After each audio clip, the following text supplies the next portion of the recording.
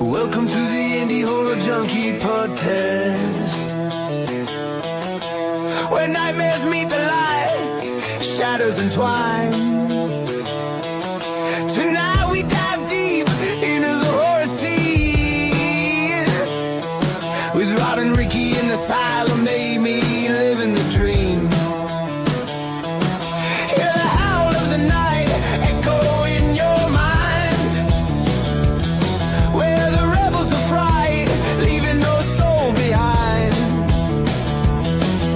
Movers and shakers, we've got the scoop. Filmmakers and actors, they're part of our group. Indie horror lovers, gather all around, bringing the edge, where true tales are found. With every wound that bleeds, a story to tell. Join us, laugh, where the haunted begins.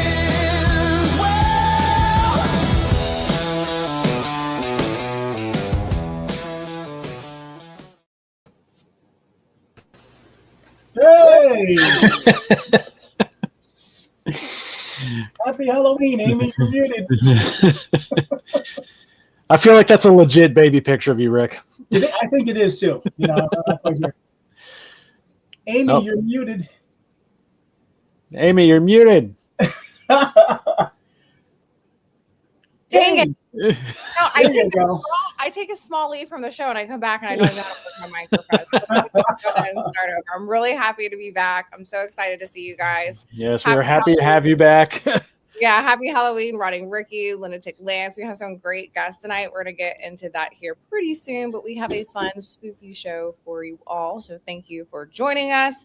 If you are new, welcome to the Junkies. You don't know what's going to happen here, and I'm not even going to try to explain it. And if you're old, we love you. Thanks for supporting us.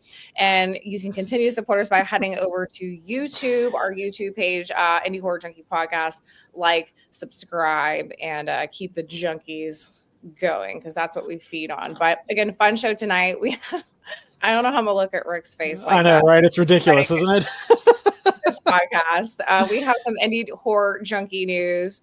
I'm gonna get into that while we got baby Ricky dancing over there. We have first of all, I want to announce our guest tonight. We have dynamic duo behind Simpatico Pictures, Celeste Blandon and Jake Capricorna. So we're gonna bring them out here in a few minutes. But first, we want to talk about our Indie Horror Junkie Film Fest. Our submissions are open, you guys, so make sure that you head over to filmfreeway.com.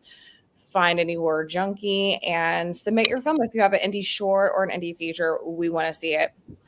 We have a ton of films this year, you guys, ton of films. Yes, we do. And we can just see this festival growing and growing and growing each year. So you guys have, you have the opportunity to be seen at MegaCon Orlando. We're going to be there March 2026. If you've been there or seen photos of the event, you know how we do it. We go big, we go hard, we have fun. And this year we have an extra day, you guys. So not just 3, but 4 days of indie horror films. We're going to have special screenings. We're going to have special guests. We're going to have booths set up. It's a ton of networking, a ton of fun, and a ton of indie horror. So make sure that you guys are a part of it, because who doesn't want to come hang out with the Junkies? Rick, oh my gosh. You guys can come see baby Rick. I was going to say, we with regards to the film festival, we have a little teaser thing that we put up here announcing the final deadline, so I can play that real quick. Well, let's see it. All right.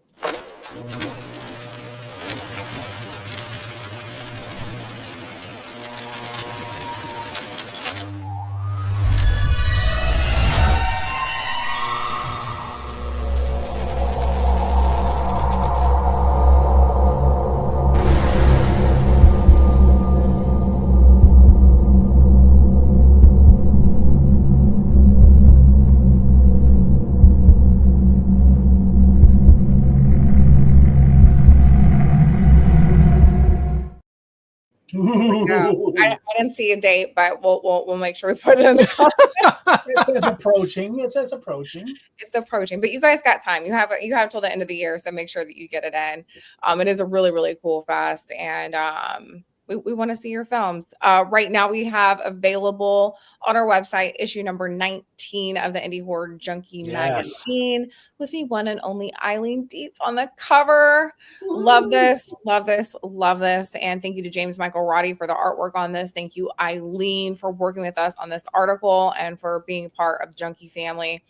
This is a really fun and exciting cover to do. I know it was definitely a check mark, for us on the bucket list to have her be a part of what we're doing and spreading, the indie horror news and the love for indie horror films. And she's still, working in the industry. She does a lot of work on indie horror films. You're going to see her at conventions. She is a busy gal. I mean, she is nonstop at conventions and filming. So we're super excited to highlight her. And we also are going to be announcing and opening up pre-orders for issue number 19 on November the 1st. So after 20. What's that? 20, issue 20. 20, yeah. Sorry about that. 2020. So maybe if I had 2020, I could read my own notes, but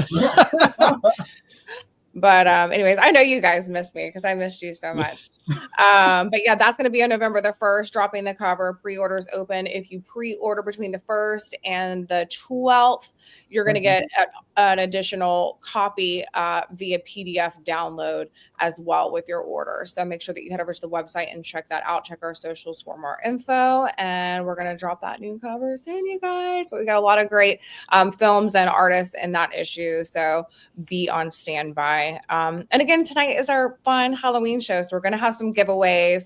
One of the ways that you can get a free PDF of any issue of the magazine, 1 through 19, that we have available right now, is after the show, shoot us an email, indiehorrorjunkie.com. Send us an email and let us know what issue of a free download that you would like, and we'll go ahead and send you the link for that. Joe, what's up? Thank you so much. Happy to see you too. Tarot cards and the house. Tarot cards, yes. Go pre-Halloween Eve junkies, and shout out to Tarot cards. We love them. They're big supporters of us. We're big supporters of them. And if you haven't downloaded the Tarot card app yet, make sure that you do so. Yes, free downloadable app. Yes, free downloadable app. Again, they're big supporters. Lewis, happy Halloween. Thanks for tuning in. So make sure that you're supporting Tarot Cards because it's a really cool app. You're trading different indie horror films and indie horror actors and actresses, and it's just a great way to continue to spread all the indie horror love around. I just saw they just added Joe Hollow's Flesh of the Unforgiven, so that's kind of exciting. And they did Graveyard Shark not too long ago as well. So that's what I'm talking about. So later on the show, we're going to tell you other ways to get some free swag tonight. We have issue number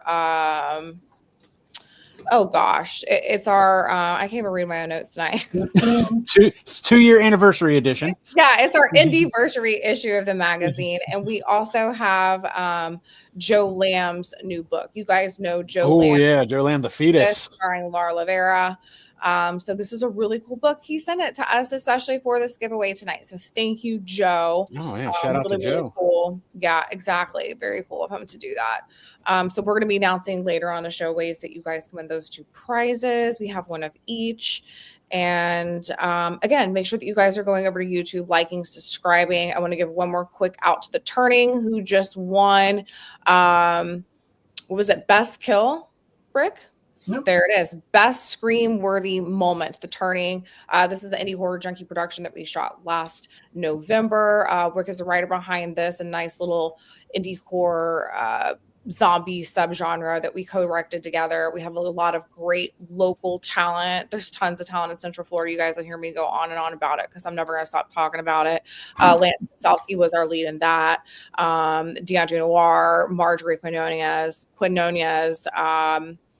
and that's just to name a few. So all the practical special effects were done locally.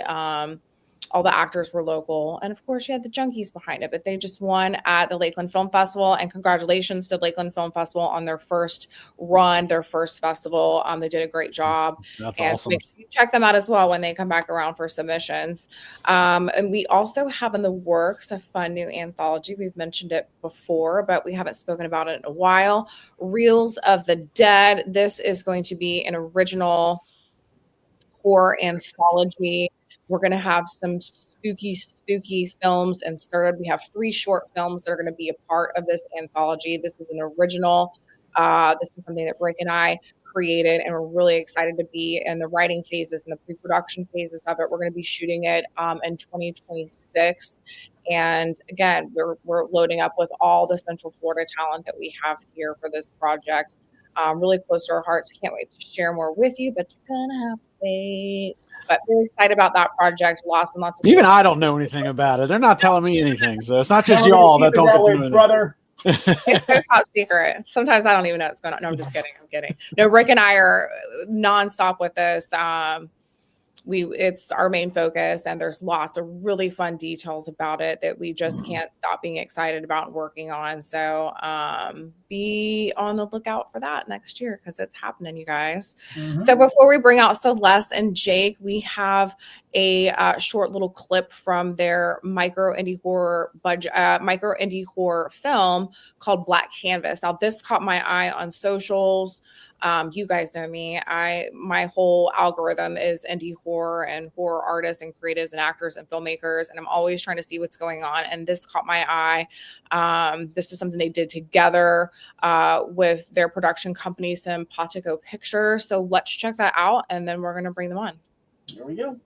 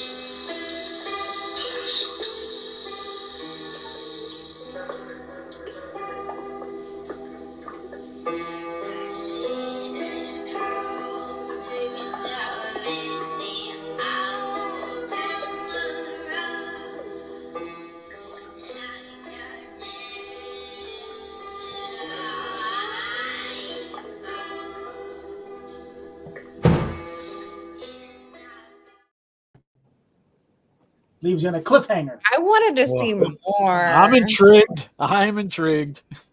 Now, you guys, this is available on YouTube, right? Welcome to the show, by the way. We have Celeste Blandon, Jake Kopronica from Simpatico Pictures. You guys are doing some really cool stuff. You've been on the scene for a hot minute, and we're going to get into all that you've done and what you have going on. Michelle, hello. Excited to see Celeste and Jake. Thank you for joining the show. Yes, you guys, thank you for coming on. Be sure to give a review for the fetus. He was asking for them on socials. You got it. Make sure that you guys check that out. It's busy in the comments, you guys. What up, Howard? Howard was actually the zombie that you saw in that picture earlier. But I want to get back to Black Canvas. I got really excited when I saw this. Celeste, I kind of just am familiar with you through the grapevine of indie horror and mutual connections that we have on Instagram. Kind of brought me to your page, and I saw this and I was like, I want to watch this. It looks really, really cool. So I checked it out, and that's when I reached out to you, and we did an article on them in the magazine as well about this. You guys can make sure that you check that out.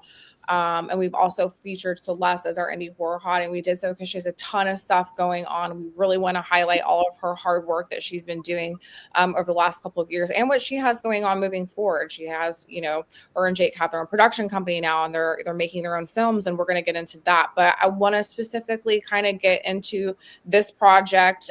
Tell us about it. Tell us how it came about. It's very, very minimalist, but it's so effective and we all really love it. So kind of, pull the veil back and tell us a little bit more about it. Well, first, thank you. Thank you so much for having us in the magazine and on here and for your kind words. I'll let him explain how it came about because it was his idea from. Yeah. So sometime last year, her and I got into like painting for whatever reason. And I had bought I don't remember the dimensions, but a blank canvas, but it was white. And for whatever reason was like, I can't think of any ideas to do on white. So I just painted the whole thing black because I knew I wanted to, our room kind of has a black theme, like black and pink theme. So I painted it black, and it happened to be a night where she wasn't home and it was storming. And I put it up on the wall because I couldn't get any ideas of what I wanted to put on it. So I put it up on the wall where I knew I was going to hang something to see if anything would come to mind. And it freaked me out just seeing a blank black square on my wall. Like a big void going into another dimension. Yeah, I immediately, stepped back, looked at it, and without a hesitation ran back and ripped it off because I was afraid something was going to come out of it at me. Wow. Yeah. Like that. So that kind of was the the conception of that idea of like, oh yeah, a blank black canvas on a wall could be some kind of gateway or portal to something other dimension. Yeah. So that's like some personal inspiration right there. Mhm. I can see how that would be freaky, especially if it's a dark room and you're just kind of looking at it because there's this big, it almost probably looks like a hole, like a portal, Yeah. So Yeah, he kept saying it's like a demon portal, and I'm like, oh great. Can we paint something on that, please?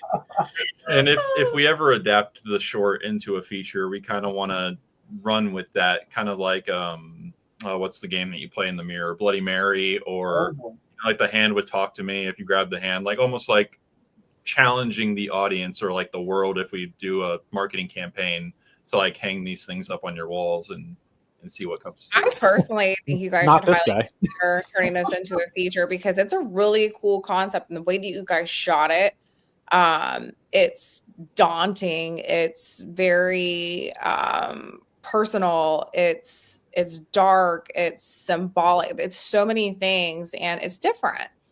It's different. So I would encourage you guys to really consider that and explore it because you know that we're going to back it up. But it's really, really cool, and everyone can go watch it on YouTube still, right? Yep, it's public on YouTube, and please go check it out, everybody. We are encroaching on 500,000 views on there. Oh, so wow. Very cool. rack Which them up. was crazy and unexpected. It was like out of nowhere. Honestly, we ended up making this film for a competition. Yeah, if you're familiar with the Jacob Owens horror short film competition that he does every year, it's an online short film competition. I had the idea to do the film, and then eventually that contest came around, and that was kind of the catalyst to like actually make us write it and get the gears turning to film it. And he literally wrote it, and the next day we shot it. Oh, wow. Wow. The next evening we shot it, and honestly, there's only one other person on the entire crew, and that was a friend that had similar enough hair to me that we called her up for a particular shot to be my shoulder for one shot, and that was it. She came by for about an hour, left, and it was just the two of us. Everything else was me and her. Yeah, That's so cool, you guys. Yeah, you guys head over to YouTube and watch this film. It is freaky. I want to talk about it, but I'm going to give it away if I do. I feel like Celeste, that one moment that you have, there is one really solid, intense moment that pays off, you guys. So that's all I'm going to say. Head over, check it out. Black Canvas on YouTube. And speaking of challenges, you guys just won the Savannah 48-hour film project challenge. Is that correct? Yes. Tell us about that and the project and that whole process. how you got involved in that or heard about it. And So we've competed before in the Atlanta 48 and we've won the Atlanta 48 in the past. We were thinking we were never going to revisit the 48 again because we had our fun and we're like, if we had a friend who wanted us to get involved in their team, we would. Well, we did have our friends, Kellen and Haley, call us up and they're like thinking about competing in the Savannah 48. And they're like, we'd love it if you guys would come on and we can make it a Simpatico Pictures production. So we went out there. Our friends Albie and Sam came out with us and it was just a group of 8 of us total making this thing together, and lo and behold it worked out. I think we made something very heartfelt, something and something very different than anything we've ever done. I feel like for those of you that don't know what the 48-hour film project is, it's the largest and oldest time-sensitive film competition in the world. It's been around for 20 years, and it takes place in every big city across the world, 150 different cities. And then the teams that win each city then go to Filmapalooza, which is like the best of every winner from every city goes. that's And then, so cool. then the top films at Filmapalooza go to the Festival de Cannes, whatever, like Cannes Film Festival in France. They have like a section there, so it's really cool. It's very widespread, well known. Yeah, and it's basically where you've got 48 hours to completely write, shoot, edit, and turn in your project. Right, based on genres that you did. So like every team has to pull a Blood genre. pressure pulls left and right on my end. I'm not pulling that off in 48 hours. There's no way. Oh my gosh. I just think it's so cool. I know people do it. It sounds so stressful to me. Rick's mentioned to me before, I'm not gonna lie, I shot him down so hard. I was like, you better call somebody else. You better lose this phone number right now. Don't be calling me with that crap. But I know I admire it. It's intense. That is intense. That is stressful. It's very intense. This one that we just did is not a horror, it's actually sci-fi. It's like a sci-fi drama. Our genre that we pulled out of the hat was sci-fi, so we had to make something sci-fi. But I encourage anybody that's a filmmaker to do it. It is a phenomenal excuse to make something, and from Friday night to Sunday night, you make something, and now you have something. Because typically, my experience, and I'm sure most people's experience, is when you make a film, you shoot it, everybody's excited, and then it sits in post-production for a while, and then. But what's cool about this is you get your product within 48 hours of writing it. So everybody, all the actors get real footage, you get stuff for your demo reels, and it's all done right then and there. Now, is this something that is also on YouTube that can be watched? No, since we won the competition, we you guys are moving on. Yeah, so if we didn't win, we could have put it out publicly, but it'll play at Filmapalooza in Lisbon. Yeah, if anyone's in Lisbon watching, what's it called?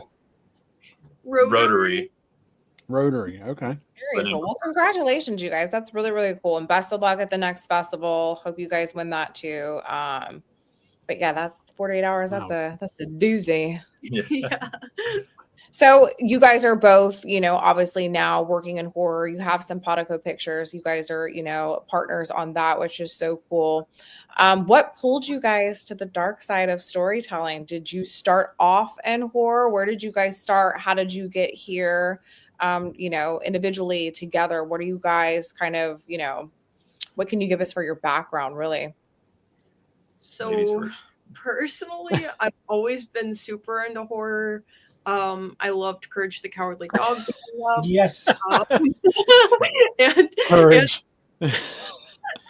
My grandpa and I would watch the new sci-fi movie on the Sci-Fi Channel like every single week, like consistently every Saturday night. It was Saturday night at Pappy's. That's when Sci-Fi Channel was good. And that's how I got introduced to seeing like The Hills Have Eyes for the first time, Pumpkinhead for the first time, like Pumpkinhead's a classic. Right, it's so good. So I've always been interested in it, but I would say I fell into horror pretty naturally. I grew up in Ohio. So some of my first films that I ever did were horror films, making different horror shorts with my group. Ohio has a great film community. There's a lot of horror coming out of Ohio. Yeah, the Midwest. Yeah. It really is. People love horror and people love haunted houses and things there. We have the best haunted houses. We have the most in the country. Ohio has the most haunted houses in the country. As far as attractions go, like when you go and walk through a haunted house. We have like not like an actual haunted house. yeah, it's not like a haunted state with like, burial grounds and witchcraft and stuff. But as far as that's Florida.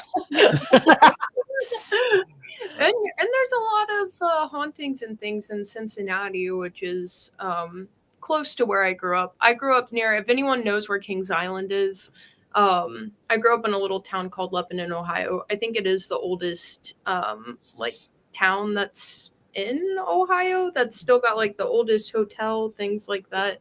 Wow, that's kind of cool. Creepy. Yeah.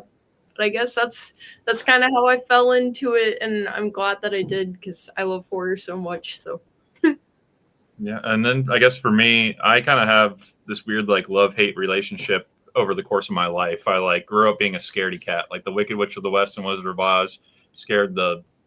Yeah, she's no fun. I'm not a fan of the Wizard of Oz. I get it. That really does scare a lot of kids. I never had that problem, but for normal children, the witch, the flying monkeys, it's not for me.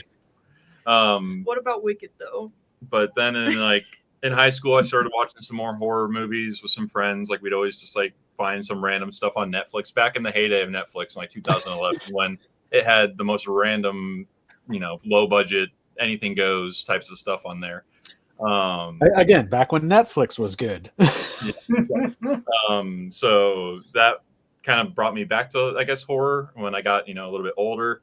And then in the more recent years, like since, her and I got together and started making stuff, it's not like, I don't think Simpatico is dead set on just making horror films. I think we kind of want to be true to almost like the meaning of like the meaning of Simpatico being well balanced and in unison type of thing, where we aren't going to cater ourselves just to horror films. We do love horror, and we kind of fell into that coming from Ohio, like we just said, where in the Midwest, most indie productions are get your friends together, go into the woods, and make a horror flick. Horror is the one genre that's the most forgiving. Everybody loves bad horror movies. Yeah. Nobody likes bad comedies. Nobody likes bad dramas. Nobody likes bad romance. Very true. But everybody loves bad horror movies. So you can get away and make stuff for cheap and it still be good and entertaining. So that's kind of everybody's first attempt at making movies in the Midwest. So when we, got together and her and I had moved to Los Angeles from Ohio right when the pandemic started. So we got to LA, pandemic shut everything down. And while we were in those first few months of quarantine, at the time we were both just actors. We weren't filmmakers. So we just started to make little short films with our iPhones to just stay creative, keep acting, doing stuff while in quarantine. Found that we liked writing films together and making stuff together. Fast forward, we come back to Ohio, and the first couple short films that we did with an actual crew and an actual cinema camera, not just our phones, were horror films. Period piece horror. Yeah, we did an 80s very nice. The Wonderland Diner, that's on YouTube. Yep. And then we followed that up with like a Scooby-Doo homage, 70s, 60s thing called Suzy Q, Where Are You? And then we started like working on other people's features that happened to be horror. So we just kind of, I want to say we kind of just fell into the indie horror filmmaking realm and just kept going. And everything just snowballed. One thing led to another. Network grew. We moved. After doing our first horror feature in Kentucky, then we met a bunch of the crew that lived in Atlanta. And then we had aspirations to move to Atlanta. So after we did that film, we moved to Atlanta, and then our network was kind of already here for us. Yeah, it already set us up with like a group of filmmakers to work with, so it made it very easy to like bounce ideas off of each other and help each other make things. Yep. Now, those other filmmakers in your network, I mean, are they also looking to work outside of the horror realm? I mean, I think so. I mean, I think a lot of people that are just filmmakers at heart are down to make just about anything, anything that's not us sitting behind a desk at an office job or waiting tables or bartending. Not to bash any of that stuff. I did bartending for a decade and waiting tables for a decade until the last couple of years where I've been able to work completely as a freelance filmmaker. So knock on wood that continues. Well, I mean, that's the goal for everybody. Do you guys feel like creatively, since you've kind of joined up and created this production company together, that you guys have helped each other evolve and that you see and kind of respect each other differently as creatives and kind of use that to bounce off of each other to come up with new ideas and to kind of, not just evolve what it is that you're writing, but evolve as actors? Do you feel like it really gives you a chance to just kind of really reflect off of each other working so close creatively? I mean, I definitely do. I feel like it's brought us closer together as a couple, first of all, like just like creating these things together all the time. Because it could go either way. And I mean, when we first got together, we were just actors. It was 2020 when the world shut down and we were forced into trying to make our own things. And I've gotten to see him take a completely new path and like excel at it, and he is able to like teach himself anything. It's so impressive to me, and I trust that like when he has an idea, like it's gonna be something cool. I'm excited about it. And I mean, I've gotten a lot of opportunities as an actor to play roles now that maybe would not have been open to me before. We get to experiment a lot and try new things. And we get to make. I think you opened up a door for yourself doing Black Canvas. Yeah. I'm going to say that, you guys, because I feel like it's very easy for you to get typecast. You're beautiful. They want you as a scream queen. You know how to dive into that role and do it well. But what you did in Black Canvas was the complete opposite of that. And it showed a different side of you as an actress. So I think that's something really cool that you guys are doing. You're taking it into your own hands and you're creating your own stuff. That way, since you're both actors, you can present yourself in the way that you want to be pitched and the projects that you want to work on. Like, hey, look, I can do this. And hey, look, I can do that. Because sometimes, especially, in this industry, you have to create your own content. Mm-hmm. And if you're working with an agent or you're getting in front of casting directors and doing a lot of self tapes, like they want to see that. You have to have a whole package put together for them to even pitch you, to even get invited to audition. So you're really creating that opportunity for yourselves, which I think is really important and really cool. Thank you. Yeah, we got our biggest cheerleader. We call her Aimee. That's Celeste. Hi, Aimee. Happy Halloween. Thank you for the support. She's our biggest fan. I love that. But I guess I go back to the question. Yeah, I don't think I would be behind the camera without her, to be honest. I probably would have stayed as an actor, and if her and I never got together, I don't think I would have became a filmmaker. And so do you prefer being behind the camera then? It's I mean, that is my main focus right now. Acting is definitely something that I still love to do. I've never considered myself a good actor. But he is like anything, especially anything Jim Carrey-esque, throw it at this man. Yeah. Carrey for your You guys could do a horror comedy with that. As well. Right? His name's Doug. Oh, Aswell on there? But he happened to be in, like, when we were talking about our iPhone films, like when we were in quarantine, he was in our first ever film. Oh, no way. He played with us at Simpatico Pictures for, I think it was called the Cabin Fever Film Festival, or literally the COVID-19 Film Festival. Yeah. Where we like phoned him in on a Zoom call to play like her dad that was like somewhere else, and they had to only communicate through that because it was quarantine. So shout out to Doug Lowe, great actor. Yeah, very good actor. Thanks for watching. If you're looking for an actor in the Midwest, call up Doug. Love that. We've got Howard Hawkins here. Can you two give any pointers to people like me trying to make my first short film? Any advice would be helpful. Great question. Yeah, Howard. So wherever you are based at in the world, I'm sure there's a film group Facebook page for that city. Mm-hmm. So if you're in, I'll pull Cincinnati for example. The Facebook page is called SOFA. It's SOFA. I'm sure you're not in Cincinnati, but that stands for Southern Ohio Film Administration. all to say, most cities have Facebook pages for people that want to get into the film. So that's step one, is to get on there. Step two would be, I highly recommend finding your city's or either your city or the closest city to you's 48-hour film project. And get on someone's project. Yeah, and if it's not, if you want to sign up your own team, and then, look out for any people that are looking to get on teams and pull a group together and just go try to make something. Yeah. Even if you don't have cameras and lights and stuff like that, start on your you phone. can get away with these things nowadays.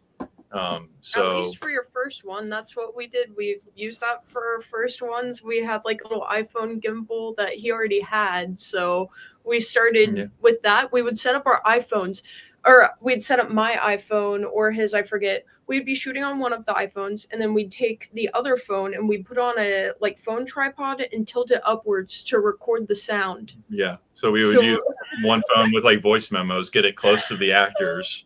And record sound on voice memos, and then use the other phone to record the video. And then, I think we're actually going to see a lot of stuff. That's pretty impressive, actually. A lot of stuff more vertically, which is a great segue that you guys just kind of led into today. I did. Yeah, because if you notice on Facebook now, there's these different shows that pop up and they're shot vertically. SAG actually just came out with an agreement, a vertical agreement for to be able to back up. And yeah, it's a whole new thing. It came out this week. Check it out on SAG. Yeah, it makes me sad. It's taking over the industry. Vertical films are the big apps. I hate that I'm plugging it right now. It's called Real Shorts. It's basically soap operas that you scroll episode. You don't even got to tell me why. My wife watches them constantly. It's bread and butter awful. But I think there's a way for independent horror to take that over and take advantage of it. And you don't need a SAG agreement to shoot vertically, and you don't need. We're already shooting films out here, with on our own. We don't have a studio. We're not backed by SAG. We're doing it independently, but we're still doing it with respect, and we're doing it well, and we're doing it honorable. Everybody's getting paid, and we're doing things the right way. But I definitely think that's something for us to pay attention and potentially tap into, because it is becoming so much more mainstream to maybe consider shooting some vertical stuff or shooting some vertical shorts and putting it out there. I think that we're going to see a lot more of it. Personally, starting an app. Yeah, oh my god. Yeah, seriously. Vertical like horror. I said, my wife watches them constantly. It's just they're so ridiculous, but there's a plethora of them out there. You are too. I just love her. There's so many filming in Atlanta right now. 2 or 3 of the last productions that I've been on have been verticals. They're fun. It pays the bills. I'm somebody who wants to get people back into movie theaters. I'm very much that. I theaters all the time. So, this is something that's going to help kill movie theaters. I unfortunately. Yeah. I don't think movies will go away though, just because verticals are a thing. I think people are going to watch verticals on their phone, but at the end of the day, they're still going to pull things up on their TV. I sure hope so. To theaters. Yeah, I hope so too. I think there's always going to be something new coming out, and you're going to have to, AI, you just have to. There's nothing we can do about it. Get on the train or get left behind, I guess. Right? I just really don't want the theater experience to go away. I don't think it's going to. I think there's enough of us. There's a local theater that I go to by myself once or twice a month just because I want to see a movie. It's an older theater. I want to see an older movie. They're not even showing recent stuff. I just go because I can space out, and there's usually nobody else there. In the popcorn, nothing beats that. It's $5 tickets, $4 popcorn. You get a glass of wine for. We probably go to the movies too often. We got the plug-in Regal. We have the Regal Unlimited Club. Where we pay a month, and we go 2 or 3 times a month or so. You can't beat it. You can go to any Regal in the entire U.S. And we're gonna need Regal to sponsor this episode of Indie Horror. Please sponsor. There's another great film that you guys were a part of that I really want to mention, Death Woods. Rick, I believe we have a trailer for that. Yes, yeah, we're going to go ahead and show the trailer, and then I want to talk about this film. So let's check it out. Thanks, baby Rick. If you dare to enter these woods, you will die. Deathwoods. Deathwoods. Campfire stories are fun until you become one. Deathwoods. Deathwoods. Deathwoods. Deathwoods. Deathwoods. Who will survive? Bring a sleeping bag. Leave in a body bag. Deathwoods. Not yet read. What was the name of that movie again? No, man. I keep I saw some familiar faces in there too, so that's pretty cool. So many Awesome. familiar faces. Throwback Weird trailer. people listen to everything, but there's a ton of people in there. I think a few of them we've even had on the podcast. There's So, Felissa Rose, obviously. Jessa Jupiter Flux was in there, so that's pretty cool. yeah. So Just Daisy. tell us about this, you guys. So Deathwoods is a feature that we filmed not this summer that just ended, but the previous one. And it's your American meat and potatoes slasher film homage to that, 70s, early 80s time period of slashers. And it's exactly what you think it is. I'm going to rip the tagline from the movie Pieces real quick. It is exactly what you think it is. And yeah, it's your what you expect slasher. We co-produced it with Scott Connor, who was the original creator of Deathwoods. He wrote it about 20 years ago, and he's been trying to get the movie made for a little while, and it finally landed in a friend of mine's lap, Jaron J. Lewis, who ended up being a co-producer, cinematographer, and editor of the film.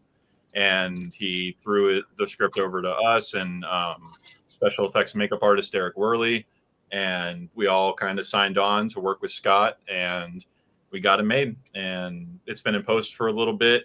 We are currently picture locked. We are waiting the score. It's being scored by composer Andrew Scott Bell, who did the Winnie the Pooh Blood and Honey movies. Yeah. So he's scoring the film, and we have screeners that we're sending out. We are starting to get some distribution offers. I don't want to go into any details on that yet because nothing's confirmed, but I will say we have some pretty exciting stuff that's come across the desk that we're probably going to be taking, and you guys will have heard of these people. So it's very exciting stuff that's happening. Super fun. We'll definitely keep us posted on that. Let us know if you guys promoting it. Tag Indie Horror Junkie so we can reshare it. But we're definitely going to keep an eyes on this. I've seen this circulating on socials for the past 2 years. So I personally have been wanting to watch it. It's cool to see that trailer. So congratulations on that, you guys. It looks cool. Got a couple of good actors in there. Yeah, I hope you get everything out of you want it, but I hope you guys get a good deal and watch Indie Horror, everybody. Yeah, we anybody that's watching that thinks that you're following Deathwoods on Instagram. We had an Instagram page for a while, and Meta either somebody reported us or Meta's AI algorithm flagged us, and we got deleted. Yeah, it was really unfortunate because we had a lot of traction going on the original page, and I appealed it, and they immediately rejected the appeal, and it's like gone to the ether. You can't get it back. So we have we have a new page, so we're trying to get that following back. So if you think you're following, you might not be anymore. So go double check and refollow Deathwoods. I think we both have it here. Yeah, I'm gonna make sure I refollow. Well, what is that? I said it used to be Deathwoods movie. Now it's Deathwoods _ or something like that. I'm gonna find it. Since it's Halloween week, everybody. And you guys have some fun plans. You're headed to Savannah. You've got your outfits. You're doing the whole thing. We do have some giveaways, you guys. Like I said, we have Joe Lamb's book.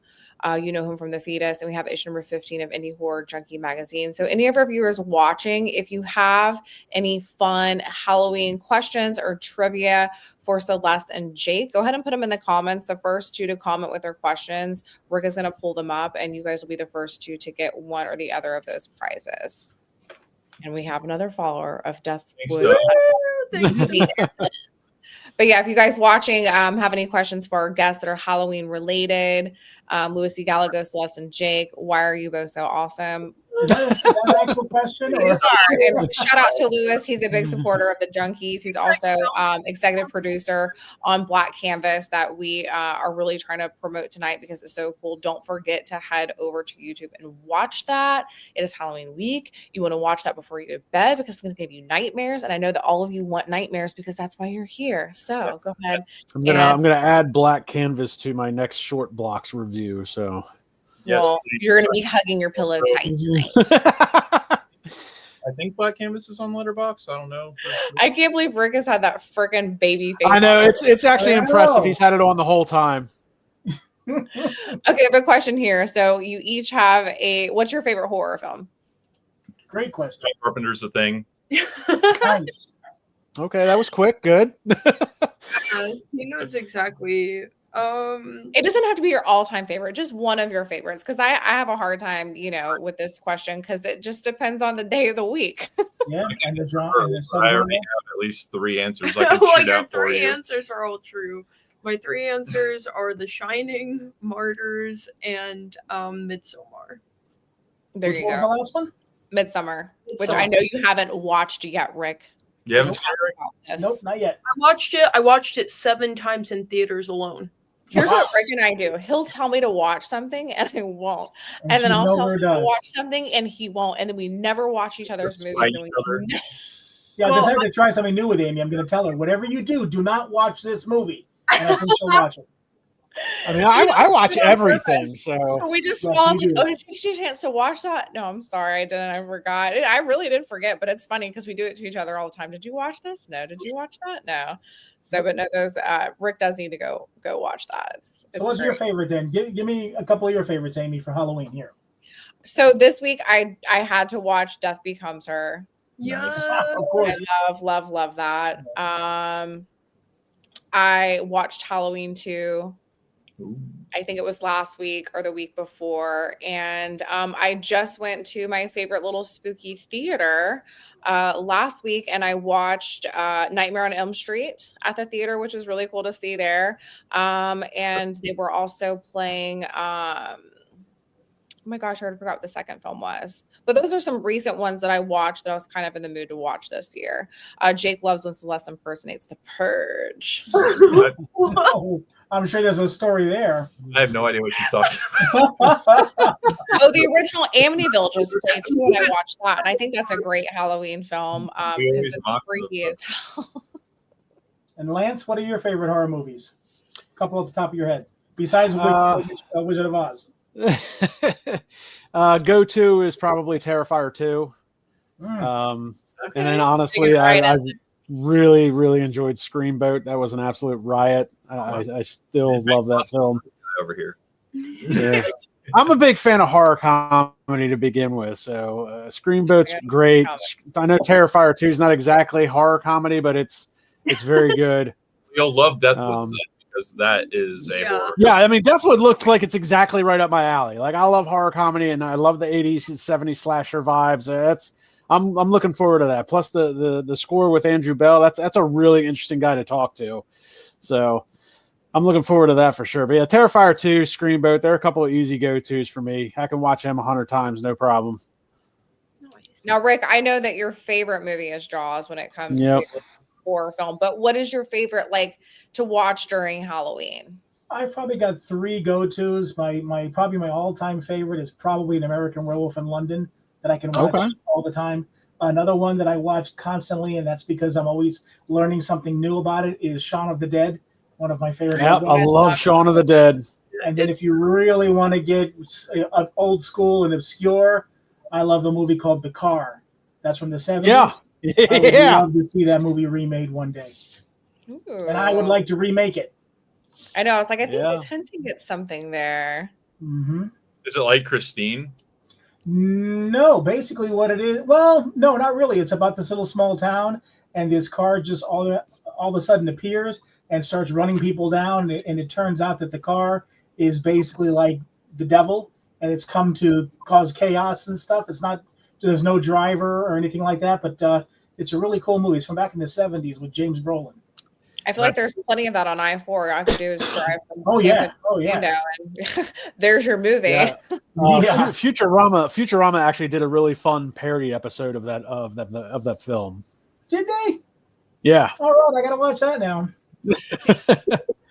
Just don't so we have one question. Watch it, and then you won't watch it. We have one question that we got for a prize. Do we have a second question coming up here? Come on, people, chime in. Chime it in. I have a question for you guys. Oh, here we go. Yes. Huh? That wasn't a question. No, that wasn't a question. It was just, Midsummer's so good. It puts emotions to the test. It does. It's very, very. I have another question here. Here we go. What's your favorite Halloween costume when you were a kid? Ooh, that's a good question.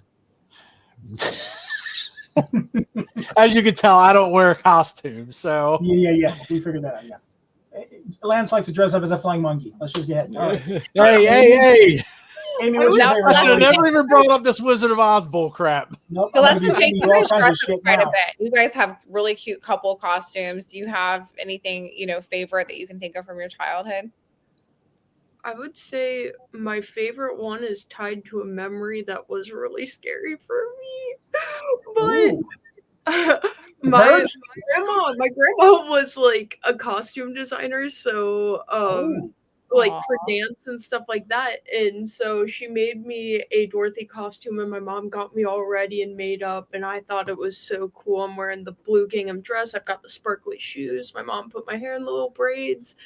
And I'm walking past this house on my street, and there's someone who's got like this whole like ER setup with like fog machines and stuff coming out of their garage. And when I start walking up to it, I get too scared and I'm like backing off, and they're like, "Dorothy, we want your leg." Oh, and they're just like screaming this at me over and over. It was so traumatic, but I'd still say that's probably my favorite costume, but I never wore it again because I was scared after that. Oh, I hope you at least got great pictures of story. it. Oh yeah, my mom gets all the pictures. Yeah, I'm sure. Yeah, if my mom were watching like her mom is, I'm sure she'd be chiming in with all the costumes I wore, because I think I smoked too much weed when I was a teenager, and I can't remember, what I was growing up. I'm sure I was a Jedi and at some point. Batman, yeah. You know, I'm a big Batman guy, big Star Wars fan. I have Star Wars tattooed on my body. If anybody knows what this is, it's the trench run. Nice. There you go. So, but I can say one of my favorite Halloween memories growing up as a kid was kind of the opposite of her, where me and my family did the thing where we turned our garage into like a quick little haunted house that we made kids go through, where we hung Nice. black garbage bags to make like aisles and fogged it up. And my dad hung some like That's really cool. like transparent shower curtains in his like workbench area, where he had himself like in like a bloodied apron and a mask, and he had his one of his circular saws, buzz saws, and my little brother was back there, so he was revving it and pulling my little brother back under like he was a trick-or-treater, and he was trying to kill him. And so that was really I can still see it in my head. I remember that, so maybe I didn't smoke that much weed. I can remember that at least. But I was always posted up. I put like a little This is a great memory. I put a piece of wood. That was the guy that was kind of on the outside, and I stood on a little plank of wood to make it look like I was kind of like a mannequin, and I was covered head to toe in something in a mask, and I had like a staff, and I would just, freeze, and then people would come up and poke my face to see if I was real, and I'd scare them. I remember doing that, so that was fun. That was fun. I think that's a great Halloween memory. That stands out. How could you forget? There's no amount of weed that can make you forget that. That one, but all the other costumes growing up, I can remember like some pictures that my parents had hanging up, but that's about it. What about you, baby Rick? I don't really remember any from my childhood, but there was one that I wore many years ago to a costume contest. I was dressed up in a nice suit, and I had this big sash that said "blessing" across the front of it, and then I had one of those Groucho Marx glasses with the nose and the fake mustache on it or whatever. And we went to a costume contest, and the lady looked at me and goes, "What are you supposed to be?" I go, "I'm a blessing in disguise." And I won. There we go. That's so good. I vote this as being my favorite Halloween costume of yours, this little baby Rick. This one here? Yeah. I would have one made of Is this your actual baby face? I was gonna say, yeah, Lance. That's right. Yeah, this is an actual picture of me, at birth. When I was looking at like, with the 5 o'clock shadow. with the we, I'm a little older, so we ran hard back then. I'm gonna have an authentic one made, and I'm gonna make you wear it. That'd actually be really funny. All right. Oh my gosh, I have a question. So, if you could be inside any horror movie universe for one night, what would it be, and would you survive? Ooh. That's a tough one. And no. What was that? I said You Killer would not Clowns from survive. Outer Space, and no. I would not. No, you would not survive. Howard knows. I would say Ernest Scared Stupid, and I will be sticking with Ernest. That is so funny. I love Ernest Scared Stupid. That's a great film. I should have picked one of those for my. Should have picked that one for one of my Halloween ones. Oh man, I don't even know. Gosh. I would say Halloween just so I could scream over and over and over and over and over and over and over again. You guys ever just be like, how many times are we gonna scream? It doesn't get old, but sometimes it's like I start counting. But so just so I could just scream and just get it all out of me in one night. Would I survive? Probably not. No, I'm sure I would get tired of running and hiding and just dealing with it all together, all the screaming. I don't know that I would want to live after that. Just to be done, I think it'd be too traumatizing. I don't need a sequel. The films I've been in, I never live anyways. I don't get to continue to tell my story. Just tell me. So why not? Why change it? Mm-hmm. Yeah, I can understand that. What about you, Rick? I can only imagine. I can only imagine. I don't know. I think kind of like Cabin in the Woods. I think I would love to be in that scenario. I love that film. That's a great answer. I really think I would love to be in that scenario. As far as would I survive, I'd probably die during the opening credits, but it would be cool. So, why do you think you would die in the opening credits? I think I'd just be because I would be so into it and so excited about what was happening that I wouldn't see the machete heading towards my head, but yeah, it's just, I just love that whole concept, and it was just so out of the box. You know what I'm saying? Yeah, that's an amazing film. I love that. Yep. Marty he's probably one of my favorite horror movie characters. Yep. Is Marty, the stoner in Cabin in the Woods. I know. They fear that man. They why? Because he can see further than they. We're very a little Easter egg about that film is that actor was so jacked, he was more ripped than Chris Hemsworth was. So they had to layer him in like 5 layers of clothes. So if you look, he's wearing like a shirt, a turtleneck, a jacket, a cardigan, like a million layers of shirts because he was. That's also the same reason why he doesn't take his shirt off when they go jumping into the lake. They were like, "Hey, you keep your shirt on." He's got a very defined jawline. His cheeks are sunken in, so he was very low body fat. But you haven't answered yet. Oh, I would say probably the movie Talk to Me. Because I want to either be in the room and watch people do that, or I posed this question to Jake once we went and saw it. I was like, would you do it? Would you try it if you trusted your friend and they're going to pull you out in the 30 seconds? Would you do it? I don't trust any of y'all enough to pull me out. I don't. Well, if he went with me, then I would trust him to pull me out. You would grab it? No. I'm intrigued. I just want to know. That was a movie that really, really terrifies me. I couldn't do it. But I would say I want to at least be in the room. I want to see it. Yeah, I'd watch other people do some stupid shit. I'm with him. That's come on. I had my time. My time of being 17 and 18 and doing stupid shit and going into abandoned buildings. That's long gone. Oh yeah. I've done that a few times. Yeah, we look back on that stuff now. So yeah. Yeah, I got out. I survived that stuff. I have some some stories with that. Thinking of, You're gonna have to write them, and we want to know what you're writing. Is there anything that you guys have coming up that you can share with us? Any projects that you're working on? Anything that you want to plug before we go? Because we just have a couple minutes left. And it can be horror, it cannot be horror. Just anything that you're working on artistically. you want to go first? I'll let you handle this. All right. First. As far as Simpatico Pictures goes, once again, follow Deathwoods. Look out for Deathwoods. We'll probably have more news coming very soon. Like we said, we have distribution offers coming on across our table. So this is the exciting time. As far as other things, we do have 2 scripts in development. Neither of them are black canvas. We have a feature-length script adaptation of our short film, Susie Q, Where Are You? So if you want to check that film out, it's on YouTube. And if you have $1 million, send it our way and we will make it. Yeah, it's a very ambitious script. It's a period piece, set in the 70s, high school, so we need cars, dressing locations, that kind of thing. Our other script that we have written is called Threshold.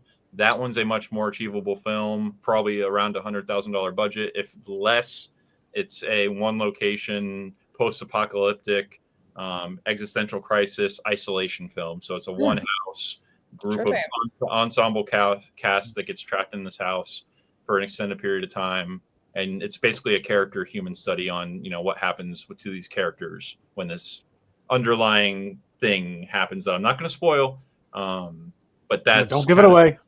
Yeah, that's our next thing. That's our next thing is Simpatico Pictures. That's on the horizon. Nice. As far as acting goes, I have signed on to another feature that shoots in December. Ooh. It's a sci-fi, and that's probably all I'm allowed to say about that. Cool. Congratulations. Very, very cool. Simpatico might be attached to that. Where I actually right before this meeting, we had a meeting with the producers of that film to see if they want to bring Simpatico on to be one of the production companies behind that film. So yeah, and then we're both acting in a movie. Yep, got Shivers all night. All night. That's something by a bunch of filmmakers up in like the Connecticut northeast region of the country that we've worked with before. So that's exciting. I play a ski patrol guy. Oh, There fun. you go. Can't wait to see what Simpatico has coming for us in the future. I agree. And where can everybody find you on socials, you guys? You can find us at Simpatico Pictures on YouTube and on Instagram. Yep. Those are our main socials that we use. And on Facebook, but we don't really use that too much. Yeah. And then at Celeste Blandon on Instagram and TikTok. I don't get on TikTok that much, but yeah. And Jake Kopronica on Instagram. I'm sure you can try to figure that out. I don't want to. There you It's go. spelled Thanks the for way it joining us. sounds.